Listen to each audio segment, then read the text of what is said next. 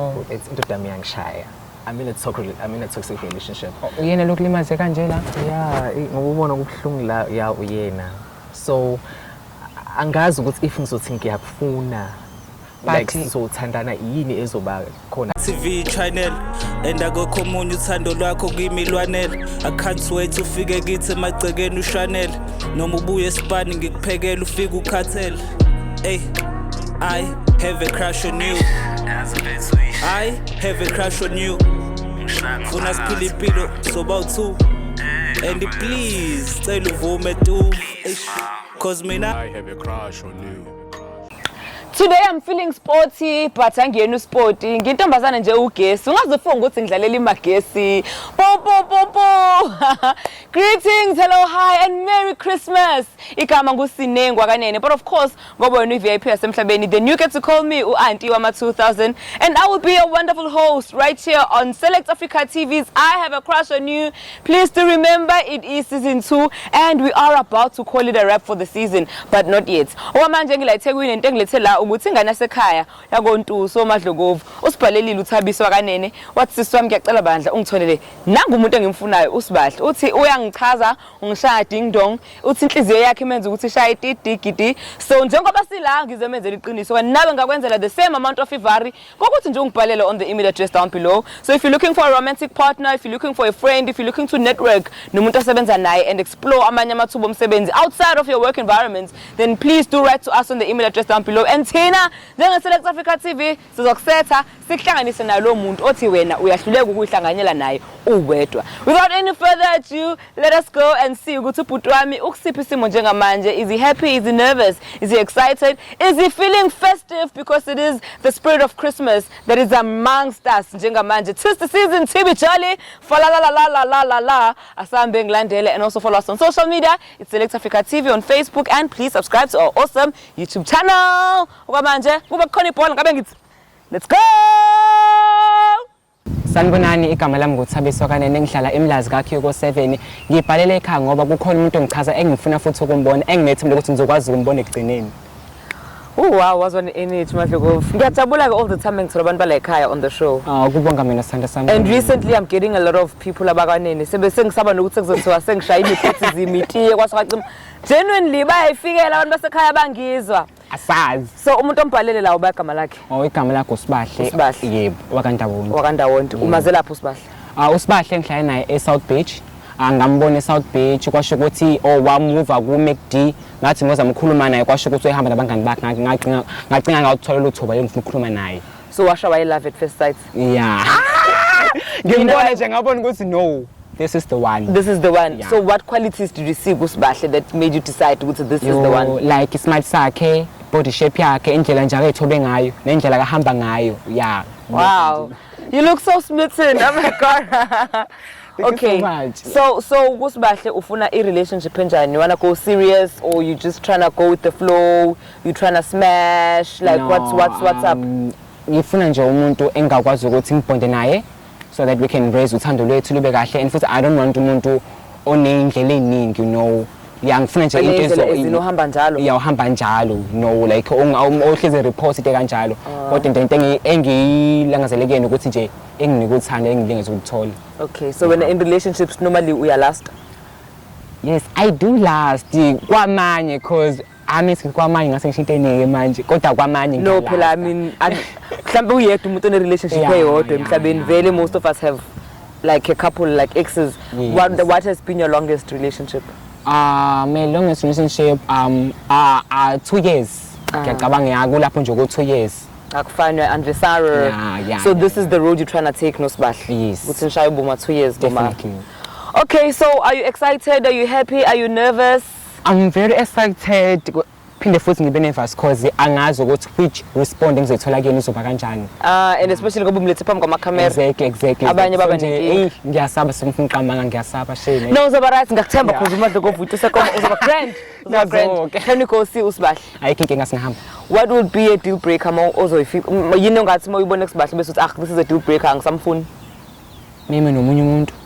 Oh, so manje simile ukuthi akanamuntu. Yeah, angathi ngaba yedwa yes. Noma ngaba nabangani bakhe kodwa bengabi close kakhulu. Bengabi close kakhulu kanjani? Yeah, mhlawumbe like mhlawumbe ngiyafica khona ukhiss owenzakalayo noma khona ama-hugs ayenziwayo lapho. People kiss their friends.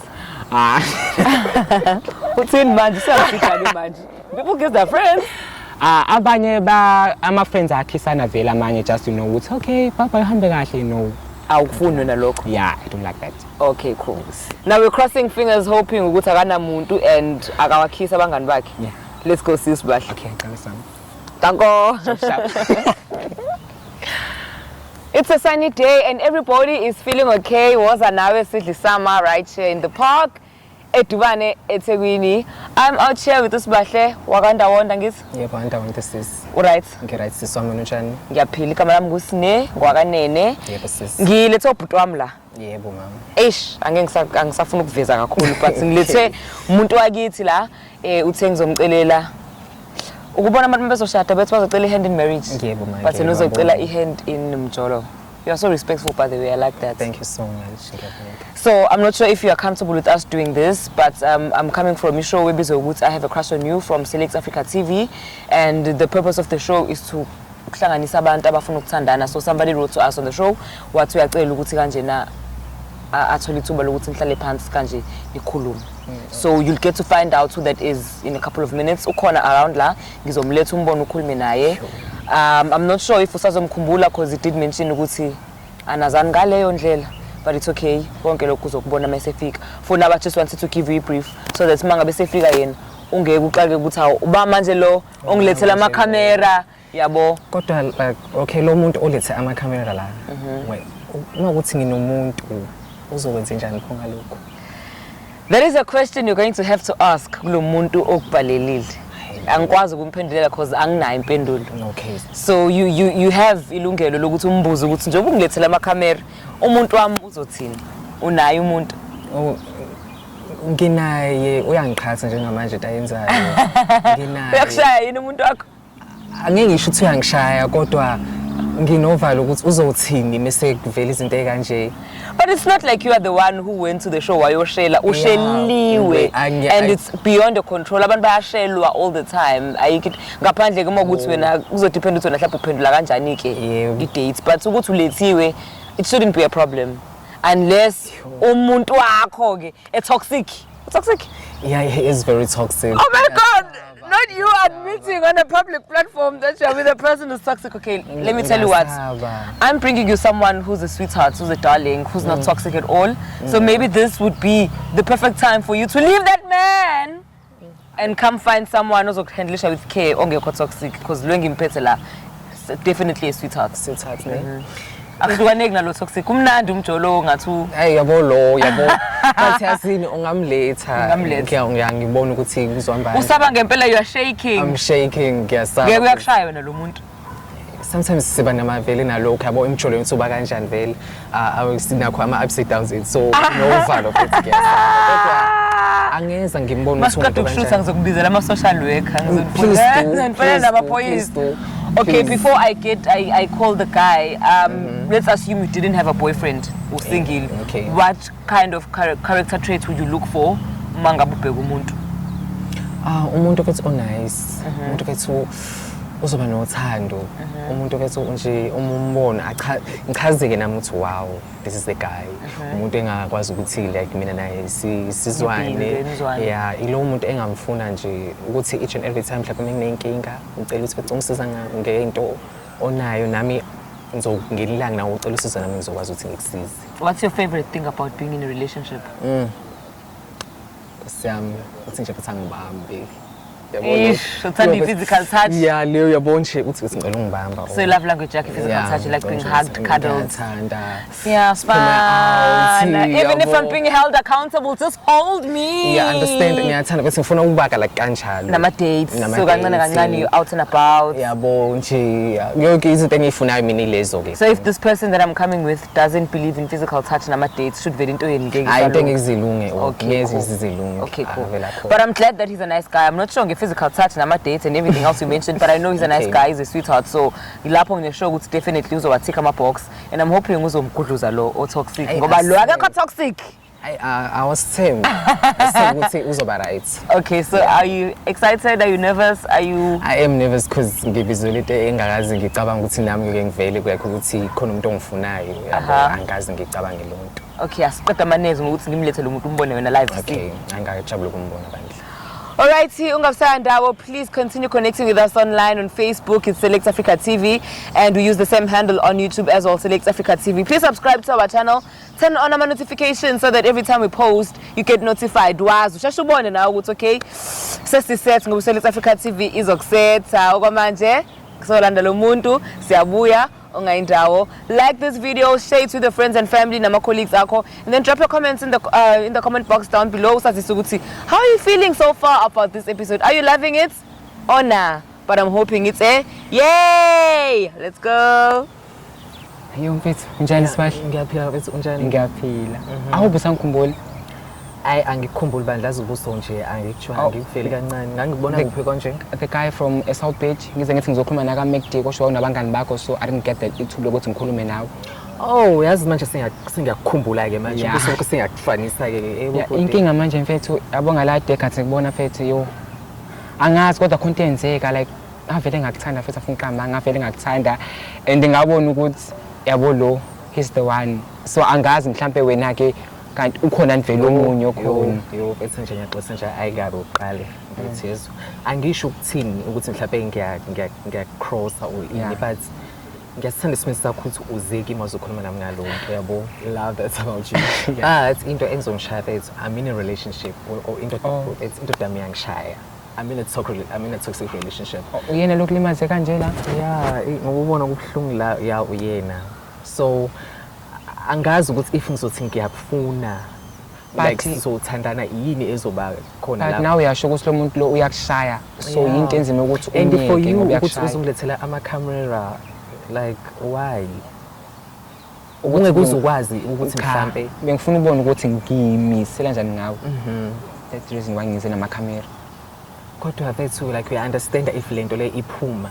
shuthi phela mina ngizo into eningi uyacabanga lo muntu nami ngiyacabanga ukuthi njengoba usushilo ukuthi iyakushaya umuntu akhlabe usumshiye kudala ngithi ungakwazi nje nongirentela iflat nje izinto eningi nje ungakwazi ungizenza yeah ngakwazi ngoba ngiyakuthanda nje ngakwazi ayibona nje manje nginovalo because ngiyathuka ukuthi if kanti asekho uzothuka ungathuki mangekhona nje kufanele ukuthi wena uright la kumina so nje into ngiyacela nje ungidrope out umfanele okhona nje manje uze kumina sibahle mekushaya ayekho umuntu onelothisha omunye umuntu yeah ngalokho bethu ngicela bethu unginike isikhathi yabo mhlawumbe how many days mhlawumbe it's going to be like 3 days then ke singabona ukuthi senze njani kodwa kwakhona ngisengizolike manje ngithinta ifoni ngokusaba ke manje like each and every time kumele ngikhulume nawe ngisengizomela ngebathroom because partner like sometimes lokho zama phone I'm not going to save your number then sizokutshanje ngayo nje manje I'm not going to save it because ngizofa kodwa ngayithatha nginamba yeah you can take my number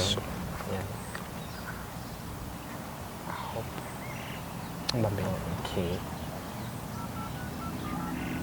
yeah that's my number again Sibahle ke name please stay with it that's my number ngicela ngizokunike isikhathi ukuthi ulokhu uzongifonele ngazo ngeke uvele uzoqhamuka uzovela ufone nje noma sikanjani yabo mayikhumbula ngenze njani for mina shothi hayi ungangitshela indaba zokungikhumbula don't say you miss me you can't say uyangikhumbula lokho engitshela khona ukuthi yimele ngizokutshela ukuthi yazi ngalesi sikhathi sokuthi ngifonela yezwa yini and then lapho ke so we take it from there okay yasokhuluma ke okay dingakhuluma nawe shuthi ngizwe njani mengithi qa ngithi sibahle like ngizothola mhlawumbe usu right ke manje cha ngoba ngikutshela ukuthi imina like engizokutshela ukuthi no mfethu yazini ngicela bese ukuthi ngizokutexta mina yabo lento leyo ukuthi ngizobele nje qhama nje ngenamba nje ivele ipop up ithi ngihlele umuntu wami nje ngibuka iTV and then izosixabanisa lonto leyo trust me I've been there before so angifuni ukuthi kuphinde kungenze ngiyabona ukuthi njani la ngiyabona dala ngithi mina how come ufana nomuntu umuntu ekwenza nje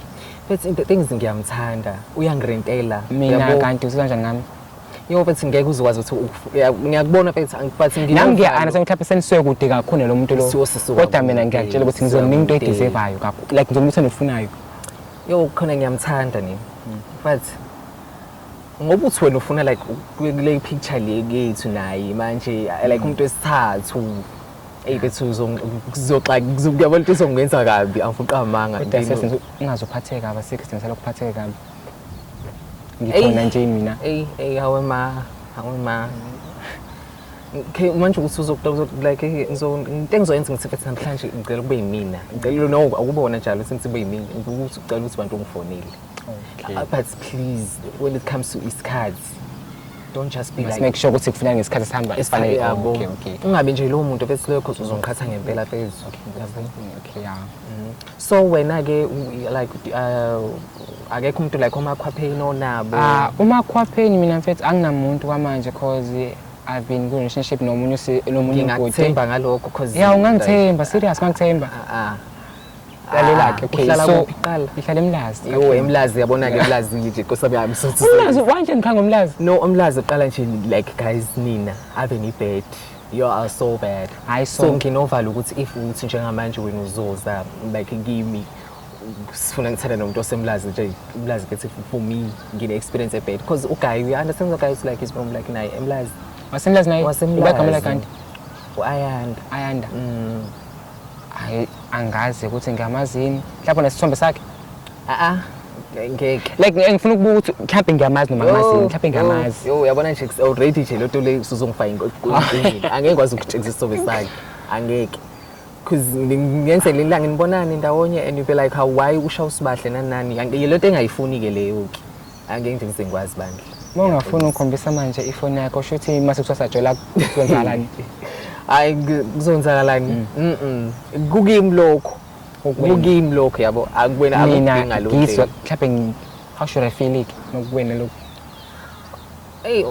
ngathi mfethu because bengizophila nje manje like ngisabela lo muntu lo yabo nje abantu abangikhuluma nayo ngathi nje his yeah ngathula emva kwami ngiyangisuthi kuthini amahlomba mfethu ngiyakhathala yabo ngathula yeah because the way ngathi nje ukuthi unokukulandela lo mhlawumbe ngisebenzisela umuthi but kodwa ngisengiyasho kodwa ngiyacela mfethu ukuthi I'll be the one you will be the one nje lozongilokhuza kodwa mina sibathe ngiyakuthanda ngempela futhi ngiyakuthanda yabo nje khathi ngikubona mfethu ngabona ukuthi okay yabo lo is the one ngabona ukuthi okay lo singayiphusha mina nawe ungangicelanga lapha eqaleni ngoba ngishilo ukuthi lana ngoba ngisho ukuthi nathi ngiyeza kuwena uhamba nabangani bakho and according to reach to you because uhamba nabangani bakho kangifuna but angikwazanga ngangena uphoqe mhlawumbe uzobona ukuthi bethi ngenze njani because njengamanje bethu like ngoba ngishilo asikhulume sibone senze njani like mhlawumbe adlaleyo kuzoba nakho lokho ukuthi okay fine ngizokuvuma or ngeke ngize ngikuvume so sibone ukuthi senze njani because wow ngicabanga umuntu kodwa ke khona ke uyanginika ithemba lokuthi uzaphendula ama calls ami yeah I do bandla but ngizobe ngeke ngizobe always go to the toilet so nje kuse toilet ngi-answer ama calls akho njalo leso sikhathi ngeke kwazi nje ngivele ngwa-answer nje embedeni or then ngume kitchen it's mina nje nawe sikhulumela e-toilet and yazi sikhulumela nje sikhulumela so ngangitshela ngilokhu ngibuza ukuthi why ivoice yakho she's ngifuna mhlawumbe ngikhumbule ngabo 12 ngabo 1 nje ukuthi angikwazi ukufonela because ngabo 1 babeni babusibusuku mhlawumbe lapho ima uthi ke makusanzima ukuthi kufonele ngifuna ukubona ukubona kanjani yazi lapho emini because uguy uyasebenza uyasebenza kusebenza like ikhathi zasemini so phuma sambe sobabili and then sifika mhlawumbe nje you say which place like so kuyona and then mina usihamba sekuyona ilondawo yeah okay yabo but nakhona futhi uzoba ikhathi nje ngabethi ngihamba ngesikhathi because ngiyamazi okay ungena u6 ngo7 ungena u6 ngo12 uyaphuma and like so isikhathi zethu nje ngabancane ngalondlela yabo kodwa ke ngijabulile ukuthi ngikwazile ukubona mfethu sibahle ngikwazi ukukhuluma naye futhi ukutshela ukuthi ngizwa kanjani nawe into kanjalo yeah if you like uzizwa kanjani nami ngeke ngisho ukuthi 100% ukuthi ngiyayifila ngawe cha kodwa into esizoyenza sobona phambili ukuthi senze njani siyabo ukuthi yini esizoqhubeka mina nawe ngayo because kwamanje ngisanovalo ngisaba lo muntu lo yeah kodwa mehlakho nawe hayi ngisake ushele serious mfethu yeah ngicela ukunijoyina okay wabaleka kangaka lapho wena wakithi how is it going yeah sisamkhambahle ngibonga nje mina ngiyahamba ngiyakuyayila kodwa mina ngisasaba ngiyasaba bafethu We need to do something about this relationship, hey? Please because ngiyasaba ngempela bethi ngiyo guys animazi nomuntu lo ngihlala naye. Oh, nihlala ndawonye. Oh baba sendlini uzongibulala guys you don't understand. So why are you still happy with ukuhlala naye? Guys like ngizoyapi?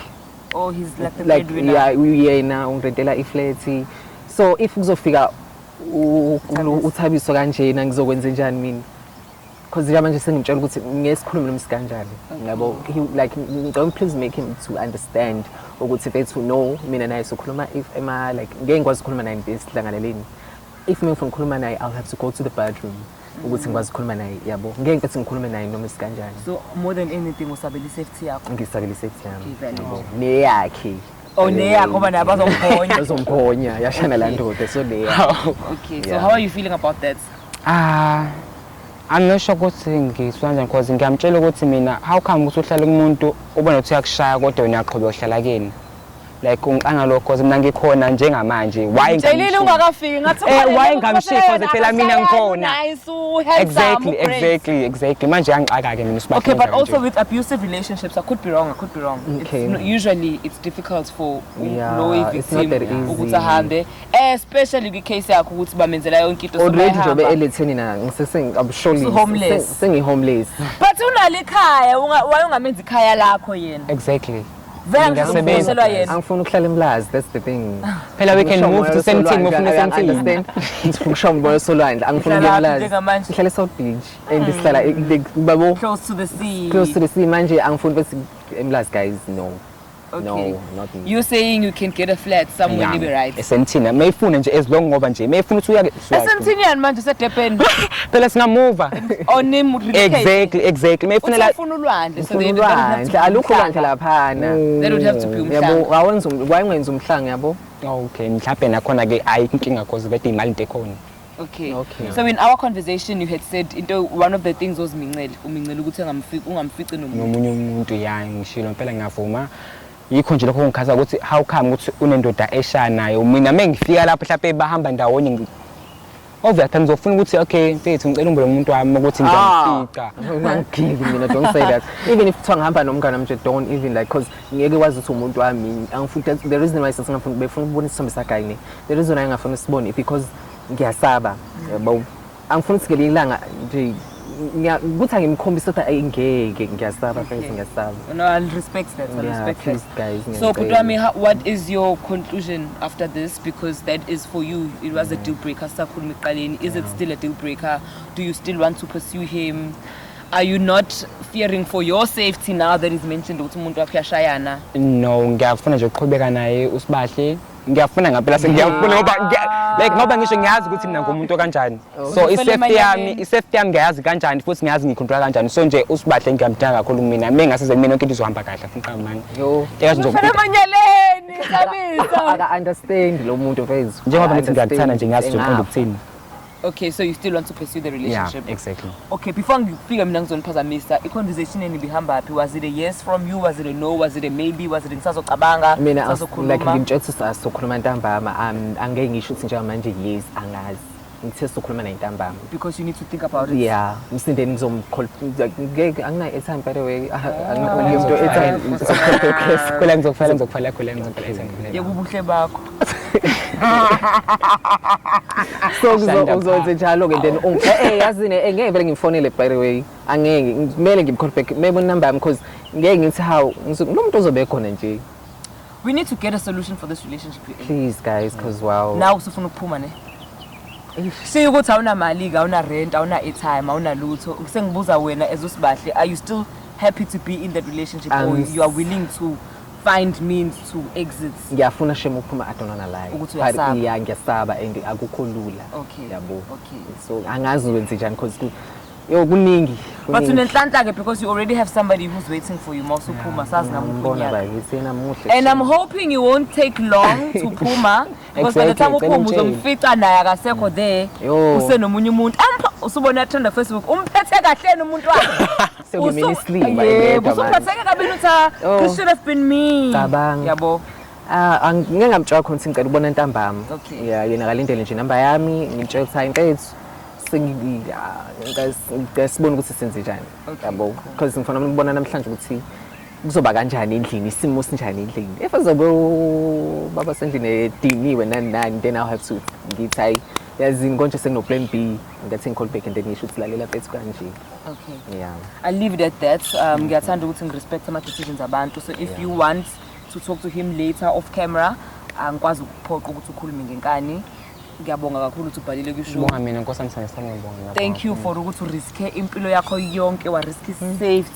Weza la ungazi ukuthi uzenzakalani. Ngingabi na indawo yokulala namhlanje. Ngeke uhlale kamnandi ekhaya lakho lelisha. Yasi so yo okay. Lali ekhaya lakho la. Lithi ekhaya woza kimi wena uthini? Ngiyasaba. But you have a home. For now your home is in Umlazi, but that can be changed. We can work through that. Exactly. Ngeke kodwa ukwazi ukusho ungenalo wena la. Uyabona Beggars can't can judge. So ukuthi mhlawumbe namhlanje ekhaya kunalo ngicela ukuthi kusasa. Uhlaza ukho bed. Sezwana semhlanga nenkinga. Hayi okay. So are we good? Awe kodwa ngiyabonga Nkosi ngiyabonga. Thank you so much.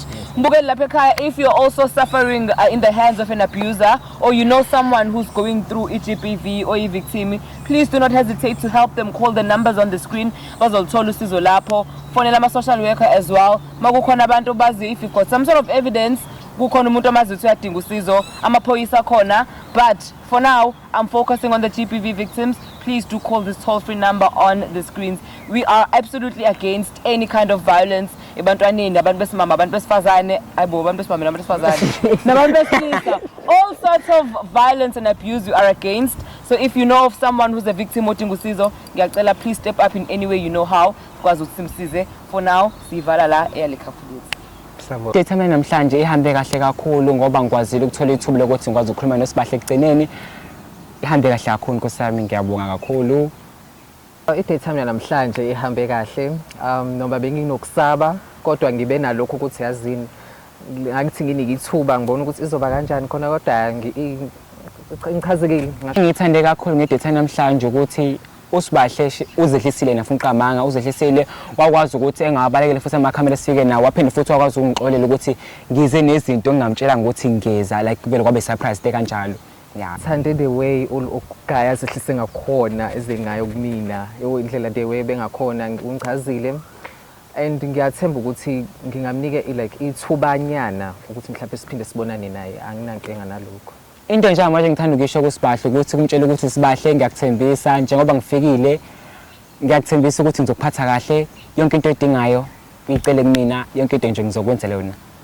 Ngiyithandanga ngedate ukuthi mhlawumbe angibuze ukuthi lento leyo ukuthi ngifonelana nobani kanjani yonke lento leyo izongifaka enkingeni ukuthi lo muntu engijola naye so ukuthi lento engibeke lapho so ngeke ngize ngazi ukuthi ngizokwenza kanjani. Into engithanda ukisho kundoda yaSibahle ukuthi wendoda bhasopa awuhlehlele awugudluke manje adlali lokho nje engingakusho kuyena kuphela.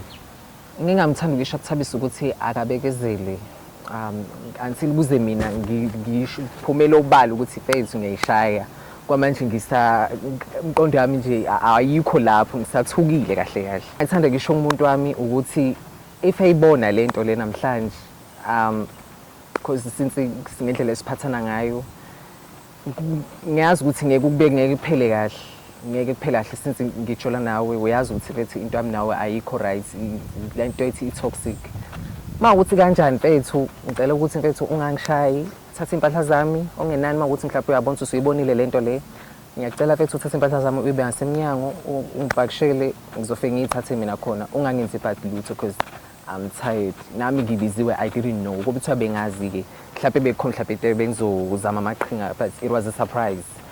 Yeah. Okay, Mbukeli, that is how we come to the end of tonight's episode of I Have a Crush on You. Please do remember it is season 2 right here on Select Africa TV. And I think in the history of all episodes we've done this entire season, this has to be the heaviest we've ever had to deal with. So jokes aside, if you truly know of somebody who's a victim of gender-based violence or violence in any kind of relationship, please do report it at your nearest authorities, local authorities, kungaba maphoyisa, kungaba ma social worker. I'm sure or better yet, dial the number on the screen. It's all free. It's free to call. And we are absolutely against any kind of violence on the show, whether it's verbal, physical, emotional. We are against the violence. But if one of our patrons is a victim, then we are no one to judge because uNkulunkulu kuyena okwenza lokho. Thina sibona Judge Judy, we are just here to entertain and to educate abantu bethu. So please, please, please, for the love of God, if you know of anyone, help them out. Ngale toll-free number on the screen. Igama nguSinengwa kaNene. But of course, ngoba wena VIP yasemhlabeni, then you get to call me uAuntie Wama 2000. I don't even need to explain to you ukuthi hamba njani episode namhlanje. Uyibonele nawe. Engakusho kuwena uthi thank you so much for sticking around until this time. Thank you so much for the support. Thank you for subscribing, for liking our videos, for sharing them on social media platforms, for being people who comment right here on this very channel. We appreciate it so much. Please, uqhubeke ukwenze ungadinwa. Okwenza kuthina obvious ukwenze nakwabanye. Okwamanje ke let me love and leave you from myself and the team. Good night. Happy Tuesday. Bye.